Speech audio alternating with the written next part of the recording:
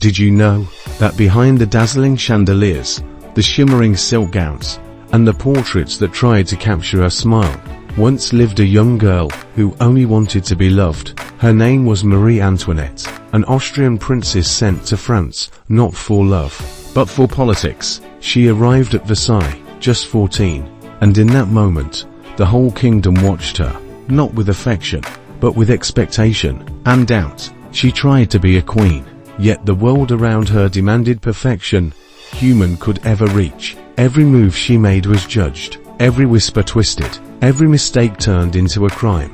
Behind the golden mirrors of Versailles, she hid herself in a small garden, Petit Trianon. There, she laughed, she played, she breathed, pretending to be free for a moment. And in those stolen moments, her heart belonged to one man, Count Axel von Fersen, a love unspoken, but eternal in letters that history tried to erase in black ink. Outside the palace walls, the people of France starved, and to them, the queen became the face of all their suffering. They said she was careless, heartless. They even claimed she said, "Let them eat cake." But she never did. The words were daggers, and those daggers slowly carved her downfall. When the revolution came, she lost everything: her crown, her home, her children. In prison, she waited for her end with a heart that no longer feared death. In court, they held the cruelest lies, and yet she stood tall, whispering, "I will not answer that accusation." Even nature itself revolts at it. For one fleeting moment, the crowd saw not a queen, but a mother, a woman, a soul. On a cold morning in October 1793, Marie Antoinette walked toward the guillotine.